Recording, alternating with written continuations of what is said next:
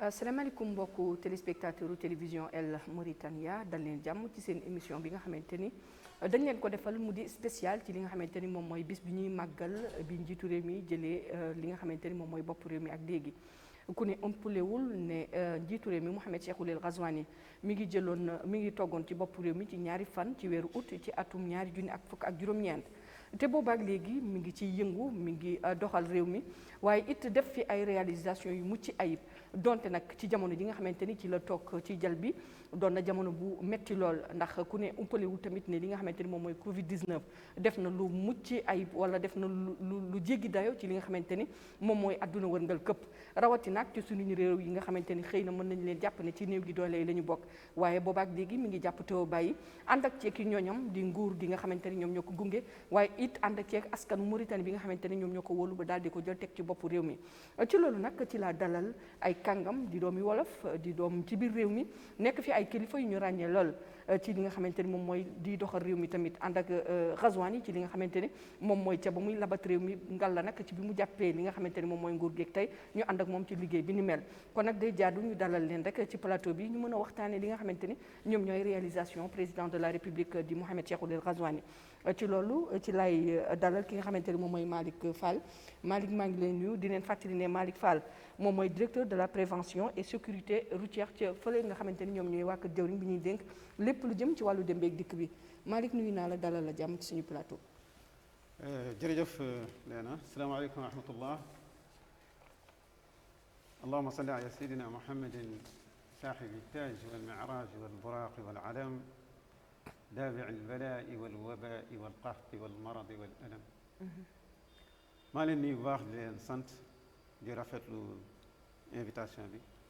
di nuyu sama rakk yi nga xam ne ñoom laa bokkal plateau bi di wax ni rek invitation bi waxtu bi mu ñëw waxtoom la dëgg la te incha allah ci biir waxtaan wi ñuy amal daañ ci développé bu baax li nga xam te ni bi président Ghazouani jëlee réew mi ba léegi li nga xam te ni ci la ne di ci liggéey fan la ci toll ak ci lan la ñu jëm ci at yi nga xam ne moo ko desee incha allah ba tey ci loolu ci laa dalal Mamadou Babacar Diagne moom tamit di DGA SNDP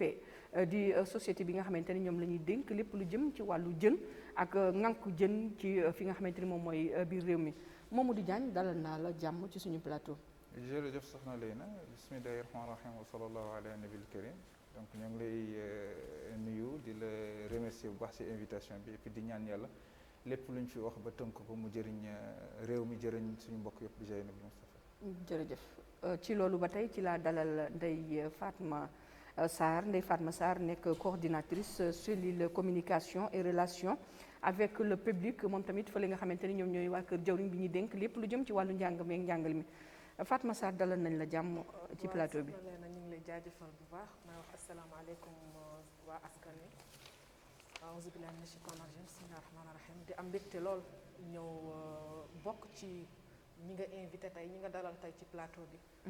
di ñaan yàlla rek bépp kàddu buñ fi jëkk yëkkati rek na doon luy jëriñ insha allahu taala ñu tàmbalee bismillaahi rahmaani rahiim te eggale ko alhamdulilah rabbil alamin. voilà ci comme ni ma leen ko waxee woon rek ci njëlbeen li nga xamante ni moom mooy suñu waxtaanu tey jii li ñu fi dajale tey jii moom mooy taxawaayu njiitu réew mi ca ba mu jëlee réew mi ak tey jii man damay dooree ci ki nga xamante ni moom mooy Malick Fall Malick lan nga ñu mën wax rek ci tënk li nga xamante ni moom mooy njiitu réew mi Mouhamed Cheikhul El Ghazouani bu mu jëlee nguur gi ak tey jii lan nga jàpp ne moom moo la gën a marqué ci li nga xamante ni moom mooy liggéey bi mu fi liggéey. jërëjëf soxna Leena laaj bu am solo la laaj bu yaatu la parce que boo xamante ni bii xëy na suñ ko toppee. mën na jeexal émission bi mën na jeexal émission mais ci tënk rek dama la bëgg xamal mboole mi ñuy seetaan ni la Ghazouani bi mu ñëwee di sàkku réew mi sàkku jot réew mi. dafa am programme bu mu tegoon ñu tudd ko ay engagement taahudaati. mes engagements. engagement yooyu dafa am lu bëri loo xamante ni mu ngi ci te daañ si ñëw. incha allah. waaw muy loo xamante ni lii lu dëggu la ci moom mu ni lii moom suñ ko joxee réew mi. dina ci taxaw def ci kem kattanam. incha allah pour que réew mi mën jëm kanam. ci loolu nag am na ci lu bëri damay commencé ci béykat yi sama mbokk béykat yi parce que man sama bopp doomu béykat la. xam naa li fa ne. béykat yi aadatan li ñuy wax les intrants agricoles xam ne li jëm ci engrais ak jiw woon dañ leen ko doon jaay ñuy fay 60% 40% yi nguur gi di ko fay.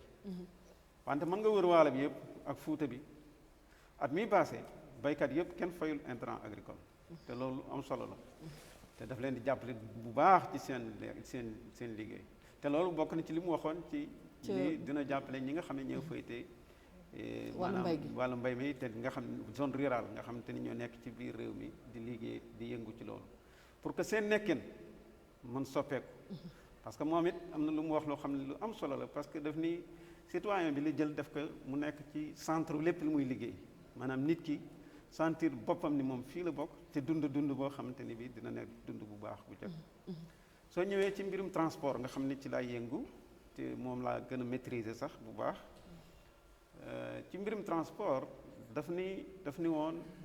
moom juróomi at yi dina si tabax lu toll ci 1,000 kilomètres ci yoon ci ay yoon dem ak dëkk te loolu mu ngi ci 1,000 kilomètres yoon boobu mu nekk yoon yoo xam ne goudron lay doon daf ci teg 300 kilomètres yoo xamante ni voirie yi lañ koy wax voirie yoo xamante ni si biir dëkkaan yi la koy defar 300 kilomètres moom la waxoon ni moom la léegi tey ci loolu fan lañ si toll mu waxoon ni dina defar dëkk bi ba mu xaw rafet mu gën rafet defar ci ay pont ak yooyu yëpp waxoon na ko ci programme mi dina ko def loolu soo koy seet fan lañ si toll tey moom maanaam bi mu jëlee nguur gi ak léegi matagul àggagul si maanaam moitié bi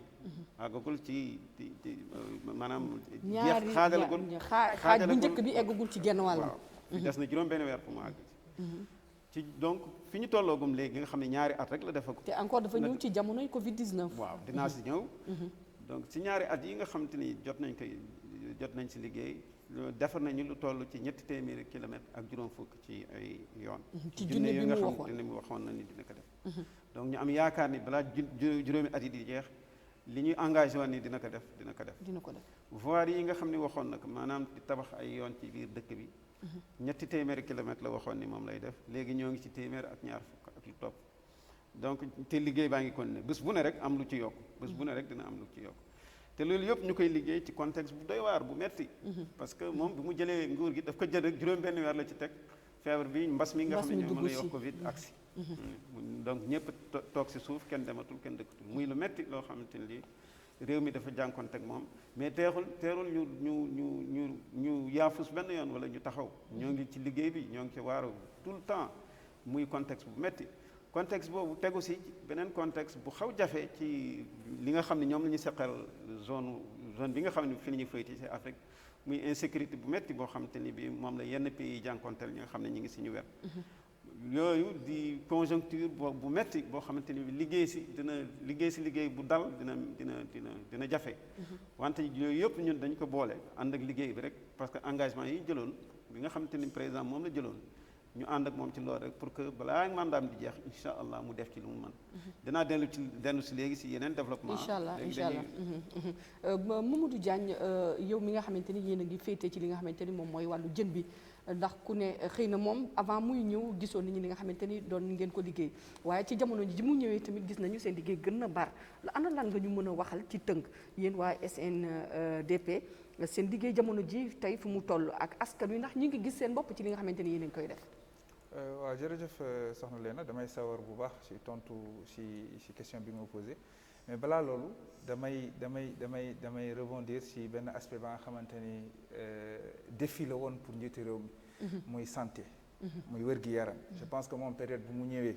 jot na liggéey diir après mbas mi fekk ko fi te bu mu ko fekkee am na lu ñu c'est vrai que am na lu ñu jotoon am waaye am na jéego yu rëy yu mu def ba nga xamante ni en tout cas ba fi ñu toll yàgguguñu ci marxala ba nga xamante ni war nañu jaaxle ci mbirum santé je pense que loolu c'est à saluer surtout boo tëkkalee suñu réew ak yeneen réew yi justement dans la sous-région donc am na jéego en termes de lits d'hôpitaux en termes d'oxygène en termes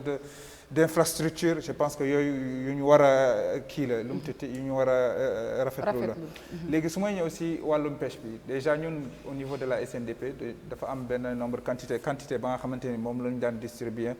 annuellement muy à peu près 8000 tonnes. moom bu mu ñëwee dafa ni léegi nañ ko jëlee 8000 multiplier ko par 2 muy 16000 tonnes. kooku muy défi bu rëy te SNDP mi ngi si def jéego yu am solo. je pense que si objectif boobu mu ñu joxoon dafa am ay mesures d'accompagnement yoo xamante ni SNDP daf ko war a mettre en place comme ibbi ay points de distribution parce que bi ñu joxee instruction yooyu jot nañu ibbi ay points de distribution sur les coins les plus reculés place yaa xamante ni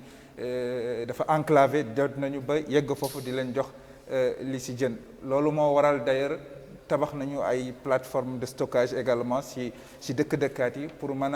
a disponibiliser le poisson mais si qualité bu baax ak hygiène bu baax yooyu dafa di ñaari pàcc ya nga xamante ni je pense lu am solo la parce que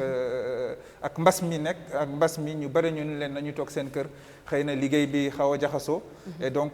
aspect social boobu dafa am solo bu baax si ñooñu am na solo ci aspect social boobu nga daanelee fa laay yëkkatee jëm ci ki nga xamante ni moom mooy Ndeye Fatma Sarr ndax bu ñu gisee social xëy na ku ne soxla na ko mais tey ji jigéen moo gën a soxla ku ko awu ci li nga xamante ni moom mooy taxawaayam ndax bu ñu doon xayma tey jii li ëpp ci askan wi ay jigéen lañu te jigéen yi ndéw gu doole yi bëri nañ ci réew mi lan ngay jàpp ne tey jii yow rafetlu nga ko te njiitu réew mi def ko mu jëm ci wàllu jigéen ñi ci dimbali leen lëkkaloo ci ak ñi nga xamante ni ñoom ñooy waa MASEF maanaam waa kër jawriñ bi nga xamante ni ñoom la ñuy dénk lépp lu jëm ci wàllu njaboot gi tout récemment gis nañu leen ngeen déplacé wu ànd ak soxna njiitu réew mi ci liggéey bu am solo lan moo la ci gën a marqué ci liggéey bi ngeen sumboon toll ci jamono yooyu. waa jërëjëf soxna Leena bu ñu ñëwee ci côté social bi nag defe naa ni balaa dara sax dañuy ñaan yàlla situation bi nga xam ne yàlla teg ñu ko teg ko àdduna dañuy ñaan yàlla nañ ci yàlla musal génn ji ci jàmm tegginu ci ndax am naa yaakaar ne bu dul woon mbas mi engagement yi nga xam ne son excellence jël na ko ak citoyens yi amaana ci 2 ans yi mënoon nañ toll ci résultat yoo xam ne dina ëpp lu ñu jot a am mais li ñu jot a am tamit xeebuñu ko ndax dañuy wax ne ci sous-région bi booy xool xëy na néew nañu doole par rapport ak yeneen pays yi mais le président de la République bi mbas mi ñëwee ba léegi tamit li mu def ci côté social c'est considérable li nga wax ci jigéen ñi boobu ba léegi li ñuy def mooy autonomisation de la femme maanaam jigéen bu nekk war a mënal boppam jigéen bu nekk war a indépendante ci wàllu koom jigéen bu nekk am lu mu mën a yoral boppam ci loolu li ñu ci jot a réaliser mooy des bourses yoo xam ne jox nañ ko les familles nga xam ne milieu rural bi ak ñëpp gis nañ ci seen bopp bu baax boo demee waalo gee ku ci néew doole ku nekk am nga sa carte wala am nga sa bourse bu fekkente ni tamit lu jëm ci coopérative yi jigéen yi macha allah ku ci am sa coopérative nga war a mu fekk ne inscrire nga jaar ci anam yu mu waree tamit sa coopérative am na financement boo xam ne dina la mun a permettre nga mun a liggéey ba mun a amal sa bopp dara bu fekkente ne ci beneen wàll gi tamit gis nañ fii les handicapés yi nga xam ne waa MASEF ñoom tamit dañ leen jël prise en charge ñu am ay carte de soins nga xam ne fu ñu mën a taxaw seen faj day yomb donc am na ci tamit ñi defal ñiy def kii nu mu tudd dialyse par exemple ñoom tamit dañ leen jël prise en charge à 100% donc côté boobu loolu yëpp nekk na loo xam ne lu palpable la te nekk na loo xam ne c'est à saluer bu ma passé si loolu tamit damay dem ci côté éducation par exemple côté boobu tamit réalisation yi xëy na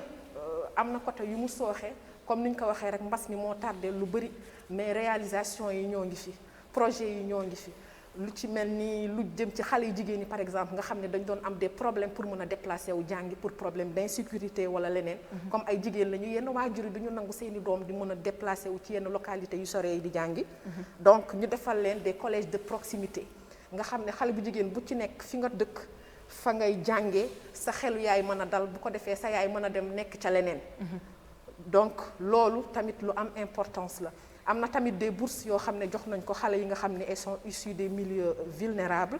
ñu jox leen lu ma 30 000 bourses te ñoo ñëpp ay jigéen lañu. donc mën nañu wax ne ba fu ñu toll nii ci ñaari at yi bien que metti na. mais réalisation yi ñu ngi fi te ñoo ngi ñaan yàlla na dooleeku incha allah te yàlla musal ñu ci. yàlla bu fi yàlla jëlee mbas mi rek am nañu njort que ni li nga xamante ni moom mooy engagement yi maanaam li nga xamante ni moom la diggoon askan wi dina ko eggale. Malick bu ñu demoon tey jii ci côté politique boo doon tëkkali politique gu réew mi tey jii ak at yi nga xamante ni weesu nañu ko.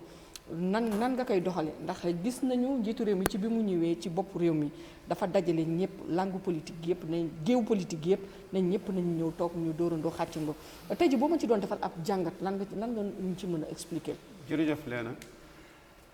suñu borom taala daf ni inna allaha yuhibbu alladhina yujahiduna fi sabilihi saffan ka annahum bunyanun marsus sadaqallahu alazim muy lu am solo. réew wolof ni benn loxo du tàcc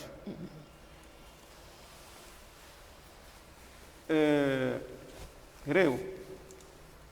jàmm ak dal moo koy doxal te moom ci ay engagement am bokk na ci li mu waxoon mu ni dina fexe ba le climat politique soit apaisé. wax na ko ay yoon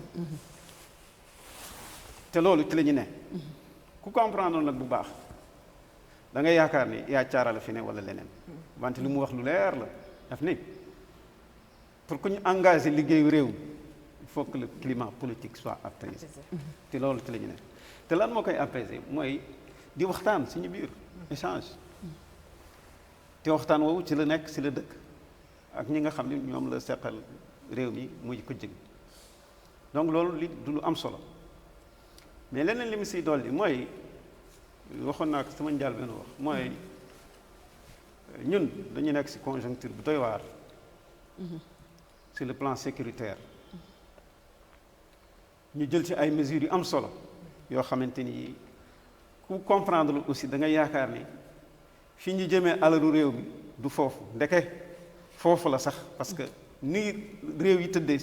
li nga xam ne réew yi ñu wër noonu la ñu tëddee moo tax ñu doxale noonu li ma bëgg a wax mooy si suñu yenn frontières yi nga xam ne seq nañu ko ak yenn réew yi di ay déserts yu yaatu yoo xam ne dara new fa garab new fa ndox new fa dara new fa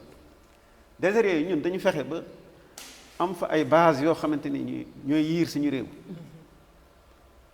ay soldats ne fa guddeeg bëccëg ci ngelaw li ak tàngoor wi pour que ñi ne fii ci dëkk yi mën nelaw ci tranquillité base yooyu du loxoy nen moo leen yor de matériel yi ñuy liggéeyee du loxoy nen moo leen koy jox liggéey bu mat sëkk la te ay sacrifice la yoo xamante ni yu am solo la yoo xam ne def nañ ko pour que base yooyu mën taxaw aar réew mi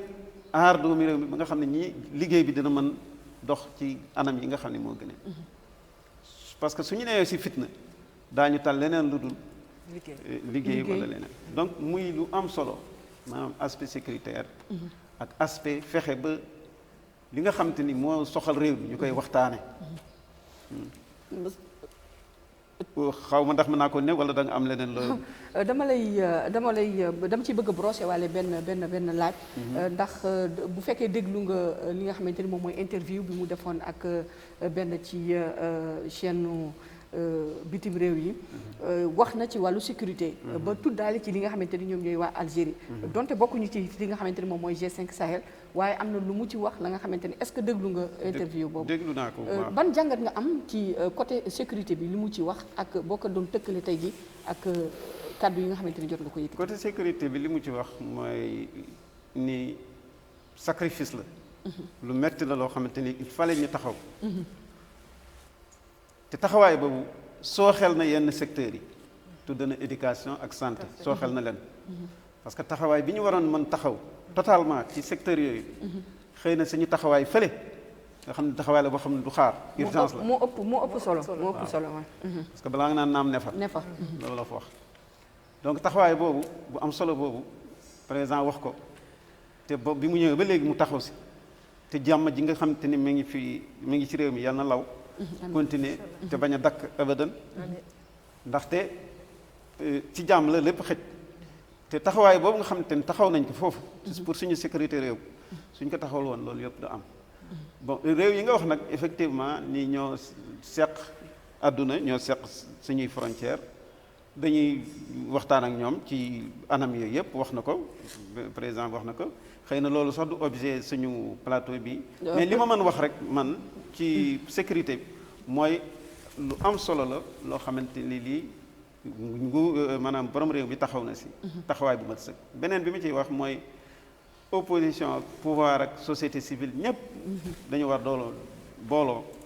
nekk benn say liggéey suñu réew parce que ci loolu rek lañu mën a génn ci nga xam contexte bi nga xam ne contexte bu tar la bu metti lool. maintenant am ci beneen point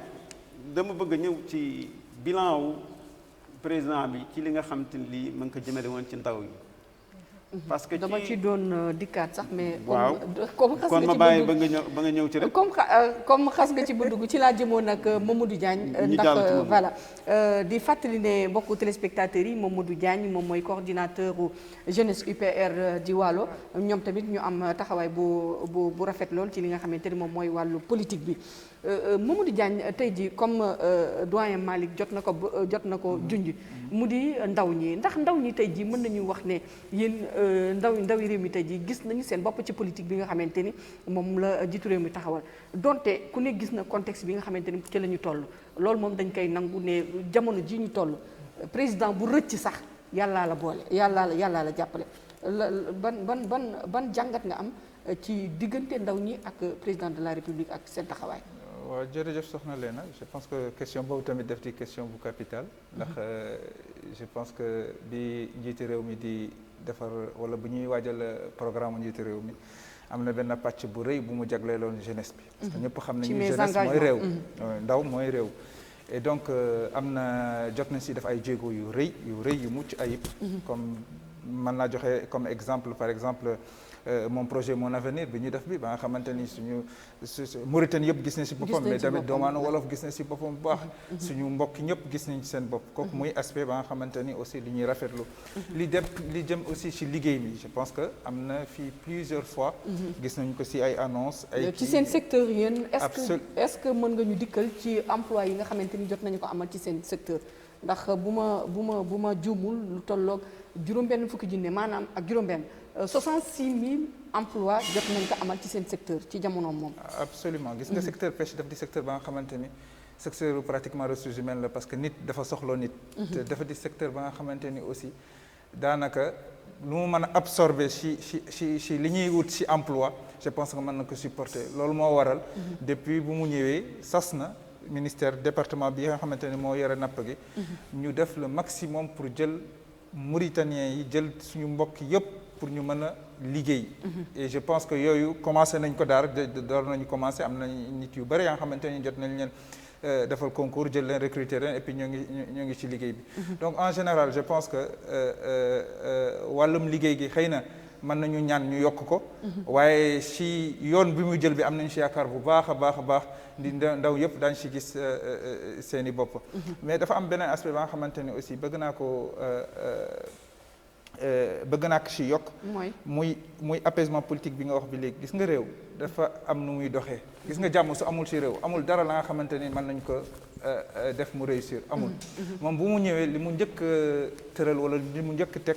mooy woo kujj gi yëpp waxtaan ak ñoom et je pense que loolu lu ñu war a saluer leen ndax loolu su amul woon xëy na ku nekk di nga nekk sa côté di xeex et puis objectif bi ñu am bi ñu ñëpp du sotti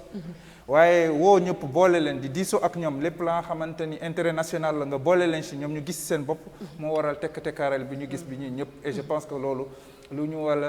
war a saluer bu baax a baax la léegi xam naa ni daañu mën a poussaat ci yeneen pàcc su fekkente ni temps bi permettre incha allah ba tey bu ñu sukkandikoo ci politique bu ñu desee ci politique bi ndax yéen tey jii en étant des femmes nekk ay jigéen gis ngeen bopp ci politique gu njiitu réew mi waxuma sax ci wàllu réalisation wala dara mais politique bi langue politique bi yéen jigéen ñi est-ce que gis ngeen ci seen bopp vraiment.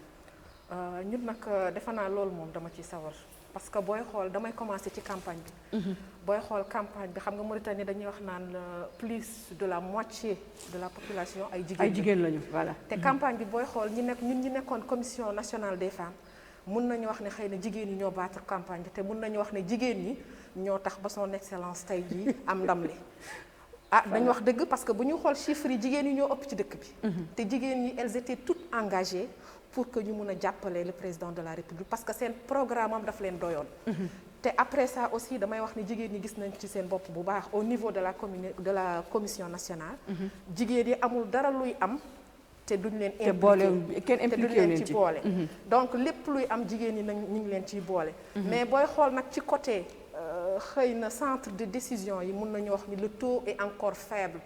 wala booy xool ci nguur gi présence su jigéen ñi xëy na c'est un peu faible te dañuy ñaan yàlla son excellence ci atam yi des wala atam yi di ñëw ci premier mandat bi mu jéem ci jàpp ba jigéen ñi gën a gis seen bopp ci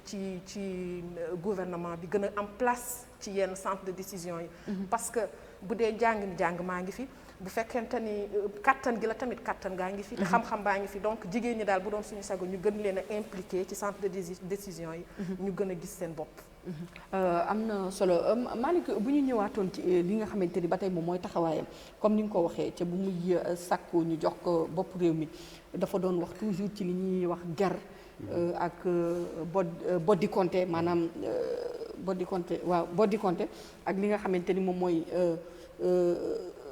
ñàkk yemale bi daal ci biir réew mi ndax jàpp nga ni tey jii ci politique am moom loolu mi ngi kiy doxal ndax xëy na loolu amoon na ci réew mi boddi compté amoon na ger amoon na ku ne gisoon na li xewoon ci réew mi ndax jàpp nga ni tey jii am na changement wala guuma nga des ca boye boye ba léegi waaw xam nga moom axe bi jiitu si ay engagement am moo doon fexe ba ñu tabax réew mu am doole boo xamante ni bii liggéeyam yëpp mooy taxaw doomaani réew mi loolu mooy axe premier bi nga xam ci axe boobu soo koy xool li ci ne bari na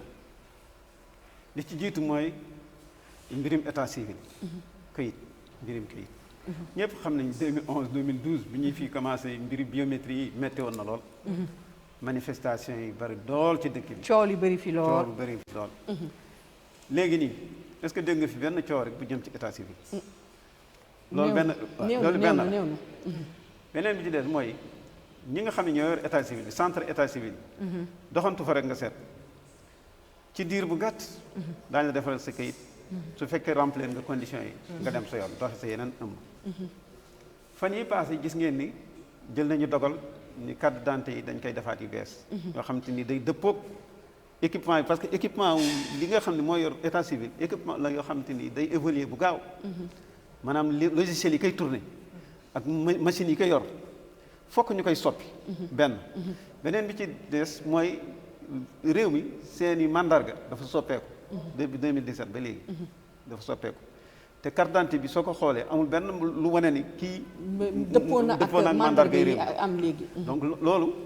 tax na ba ñu jël dogal. voilà gis nga lii dafa bëri nañu koy ñuy poser question bi naan lan moo waral kon nag yow mi ci xam bu fekkee gën nga ci mën a gën expliquer le askan wi ndax ñi ngi naan lan moo waral ñuy changer carte d'identité yi. gis nga soo demee si réew yi nga xam ne dañu am doole maanaam nit ki dañ lay identifier totalement parce que ñu bëri dégg nañu fi coow données personnelles jamono yële passé mais nit ki normalement réew mi nga nekk pour sa sécurité bopp yow sax dañ la war xam sa lépp xam sa lépp sa permis dañ ko war numériser bi mu nekk biométrique sa passeport kazalik sa carte d'identité na kazalik acte de mariage lépp lu jëm ci état civil rek jëm ci yow ci nit ki dañ ko war organiser ba nga xam te ni nit ki dañ koy identifier totalement loolu yaakaar nga ne mën nañu ko def ci loolu lañ jëm moo tax coppite yi am ba nga xam ne matériel yu bees yu performant dina intégrer yooyu yëpp kooku muy beneen bi ci des mooy mandargay réew mi fokk suñu carte d'identité yi nga xam ne dañ koy génne mu dëppoo ak mandargay réew mi loolu moo tax donc ci dox la ñu ne ñoo ngi dox en fait réew mi mu ngi dox maintenant ci mbirim ger ak yooyu xam ngeen ni am na commission bi ñu fi tegoon commission parlementaire bu defoon liggéey bu mucc ayib liggéey boobu léegi mu ngi ci loxo justice ma ngi ci kii loolu du ma si xuus lu bëri am na fi ñeneen ñoo xam te ni xëy na suñ fi jaaree te temps bi permettre ñu ko sax aussi voilà mais pour dellu ci tuuti si mbiri ndaw ñi maanaam ci programme am ci engagement am taahudaat yi daf ni dina jéem def effort pour que xale yi mën nekk autonome am seeni xëyu bopp yoo xam ni moom ci loolu ñu lancé programme moom projet Mon Avenir maanaam sama projet sama ëllëg waaw projet boobu ñu jëkk ci financé juróomi téeméeri xale ay ndaw yoo xamante ni tey ñu ngi tourner seen i activité ak encadrement bi nga xam ne mi ngi ànd ak ñoom te deuxième vague bi sax lancé nañ ko maanaam deuxième projet bi lancé nañ ko te xale yu bari aussi dugg nañ ci donc muy lu am solo loo xamante ni li effectivement ci wax jooju mu waxoon ni dina fexe ba xale bu ne am xëy di ci dëggal na ko leneen ci des mooy fi ñu toll nii te àggaguñu si mi mandat lu toll ci 20 junne xale ak juróomi téeméer recruté nañ leen jël nañ leen ñuy liggéey te soo koy xool lim boobu fukki junne yi ak benn ak lu topp ci nguur gi lañ leen jël ñuy liggéey li ma ciy wax man mooy réew soo si bokkee da ngay taxaw da ngay taxaw di yëg lu xew da ngay taxaw ngay yëg lu xew ngay dem doo toog ba mbir yi jeex nga ñëw ni gisuma sama wàll loolu amul si réew mi nga bokk amoo beneen réew booy dem fii nga bokk da ngay taxaw sa bopp lu xew nga taxaw su fekkee am na droit wala ay devoir yoo xam te ni daf la war nga taxaw si bu mot sëkk waaw mais li bon mooy nguur gaa ngi liggéey boole ko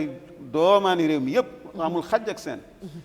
su ñu demee ba ca cappaandaw ba ñenn taxaw ni gisuñu wala lii loolu dañu si war bàyyi xel bu baax ba nga xamante ni képp ko xam ni yëg nga loo xamante ni si askan wi la jëm wala ci ndaw ñi la jëm wala ci jigéen ñi la nga yëgal ko sa morom mu yëg ko mu taxawu boppam ba lépp loo xamante ni fi ñuy séddale boo ñëwee taxaw talal sa loxo xanaa kay séddale sa dina am kersa delloo sa loxo loolu tamit dañ ko war di wax taxawu sa bopp organiser sa bopp taxawu sa réew liggéeyal sa réew ba lépp li ñu fi yëngal nga mën see bokk loolu mooy indi jooytu moo ñuy éviter jooytu yu metti yi ak metti na nag xam naa ni jamono ji metti la ñu ne parce que pandémie bi du yomb moo tax man yi dañu war taxaw mooy lu ma jëkkoon wax si ayatul karim inna allah yuhibbu alladhina yujahiduna fi sabilihi saffan ka annahum bunyanun marsus am na solo mbokku téléspectateurs yi ma leen di fàttali ne maa ngi dalal ki nga xamante ni moom mooy Malick Fall nag di ki nga xamante ni moom mooy njiitu mouvement bi ñuy wax Emal Yaakaar moom tamit di def lu am solo lool ci fi nga xamante ni moom mooy parti bi di UPR di bay waaram di def jéego yu am solo ci li nga xamante ni moom mooy politique gu réew mi ak Mamadou Babacar Diagne moom tamit ku ne gis na taxawaayam ak Ndeye Fatma Sarr moom tamit taxaw Linguère taxaw jigéenu Waalo waaye it mën nañu am njort que ni lépp la nga xamante ni tey ji jigéen mën na ko jooyal mim réew xëy na fu ñu ko tàllale micro moom tamit dina ci mën a jooy Mamadou Diagne bu ñu dikkaatee ci sa secteur ba tey nga xamante ni moom mooy secteur u pêche ci li nga xamante ni moom mooy seen wàllu taxawaay gis nañu ne am na jën bu bëri buy dem bitim réew di tukkee fii di dem bitim réew da ngeen koy mayee ji da ngeen koy jaay bu dellu see xaalisam ci poche buur la jëm wala ci sa poche la jëm wala ci poche kenn la jëm ndax mën nga ñu indil vraiment ay leeral ndax souvent tamit nit yi dañu am tendance di wax que ni ñun mënatuñu lekk jën bu baax jën bu ñu am bitim réew la jëm ndax mën nga ñu indil vraiment leeral ci li nga xamante ni moom mooy taxawaay boobu. jërëjëf soxna Léna d'ailleurs même c'est vraiment important ñu leeral ko parce que li nga fi wax jot nañ ko dégg plusieurs fois. gis nga SNDP def di société ba nga xamante ni dañ ko créé woon pour jën bi Mauritanie yore mu mën a àgg si ña nga xamante ni xëy na sore nañu géej wala sore nañu dex dans des zones enclavées wala en milieu rural kooku moo doon objectif SNDP.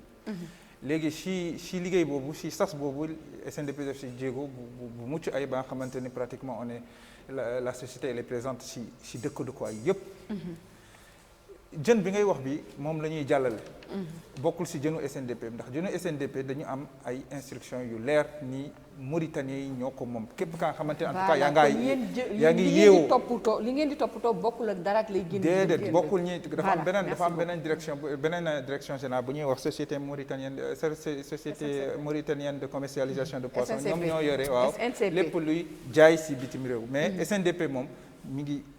jënam déjà parce que jënam mën nañu ko xàmmee ndax c'est cartonné am kiiwu SNDP te yooyu jën yooyu non Mauritanie rek la yem amul feneen fu mu génn donc kooku baax na ñu leeral ko am na la nga xamante ne dama ko fàtte woon wax sànq mooy gis nga bi mbas mi ñëwee nguur gi laaj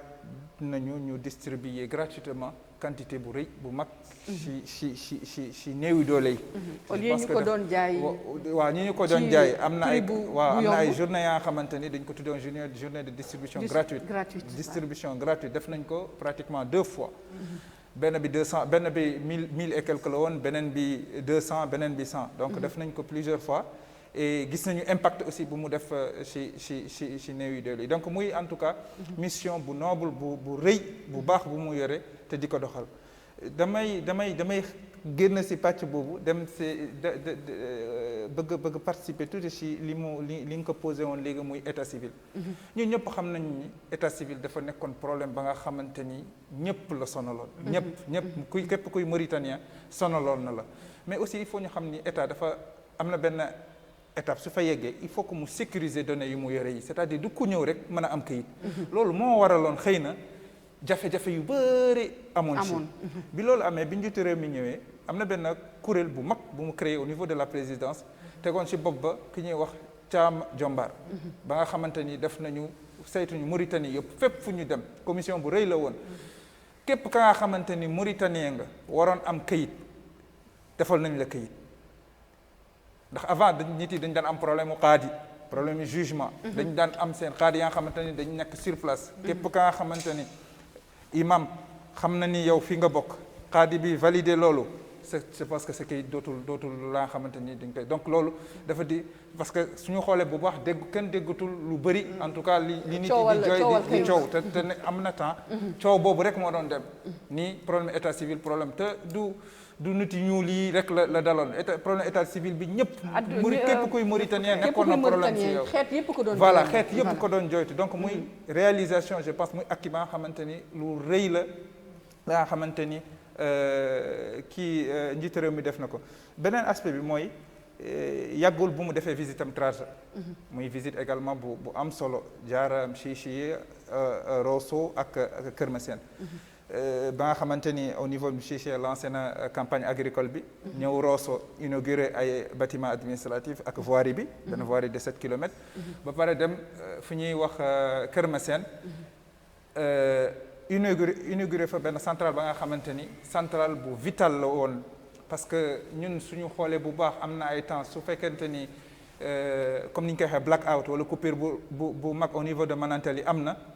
daanaka ndox dootul am ndax centrale ba fa nekkoon bi wala kii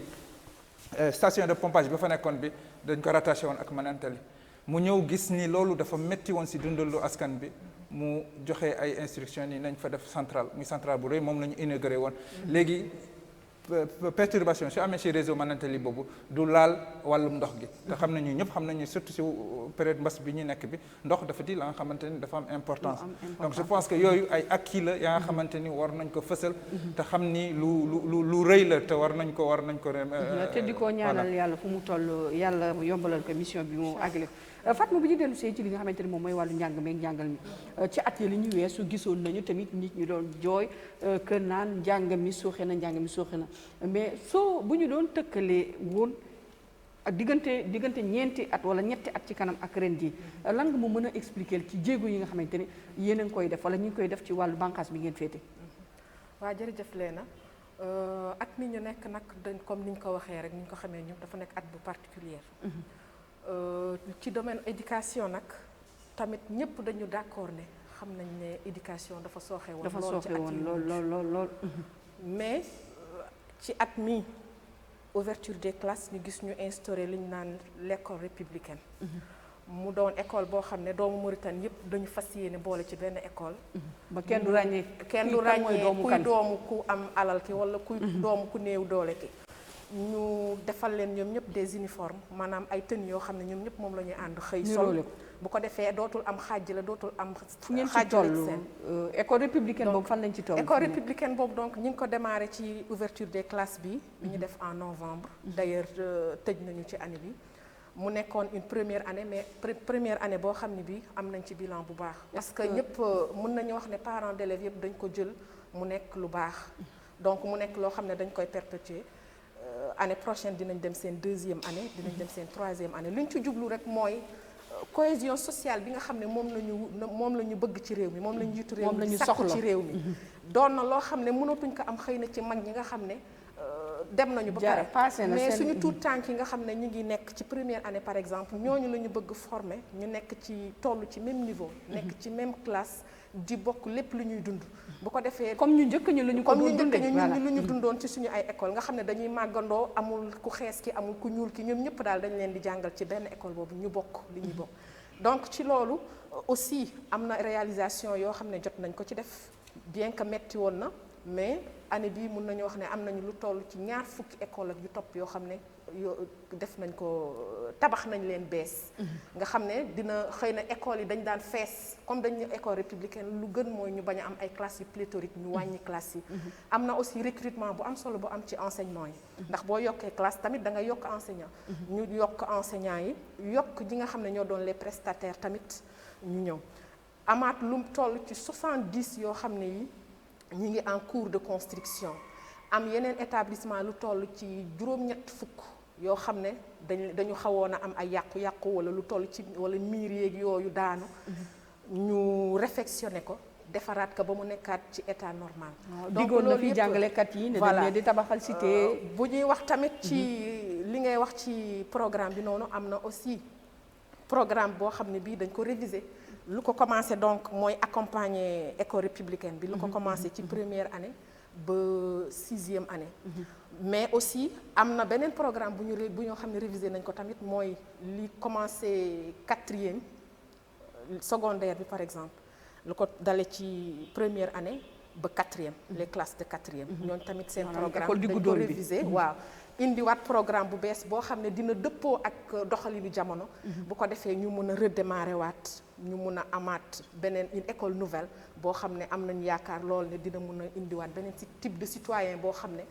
dinañu mun a accompagner donc lépp luy programme wala lépp loo xam ne rek moom la réew mi soxla ñooñu dinañ ko mun a doxal. am na solo Grand Malick bu ñu dikkee ci li nga xamante ni moom mooy côté social ba tey nga xam ni fa la ñu doore woon li nga xamante ni moom mooy Taazur. taxawaay bi nga xamante ni taxawu ni ko néeg gi doole yi ci fànn bu ne lan nga jàpp ne tey jii yow moo la ci gën a marqué ci taxawaay boobee ndimbal googe ñu delluwaat ci ñi nga xamante ne ñoom ñooy waaye retraité yi ndax retraité yi ku nekk gis na fi ñu tolloon ak fi nga xamante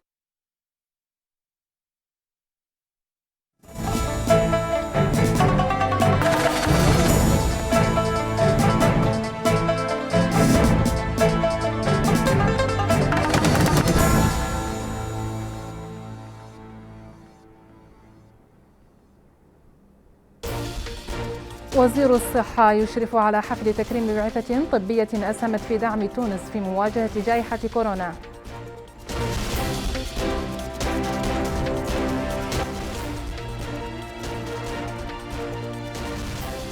انطلاق ورشة شراكة بين المندوبية العامة للتضامن الوطني ومكافحة الإقصاء تآزر وقطاع الداخلية ورابطة العمد الموريتانيين بسيد بابي.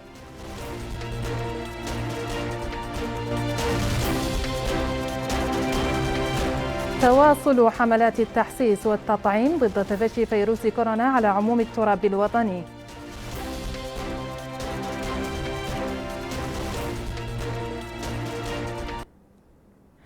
للوقاية من كوفيد-19 بادروا بالتلقيح والتزموا بالإجراءات الوقائية. أهلا بكم. أشرف وزير الصحة في مباني الوزارة على تكريم البعثة الطبية الموريتانية القادمة من تونس الشقيقة، حيث أسهمت في حملة مكافحة كوفيد